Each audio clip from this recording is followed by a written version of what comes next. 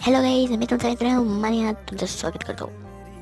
तर आजचा व्लॉग सुरू होतो सकाळी सकाळी सकाळी सकाळी उठल्यानंतर आधी मी संडासला जाऊन आलो आहे.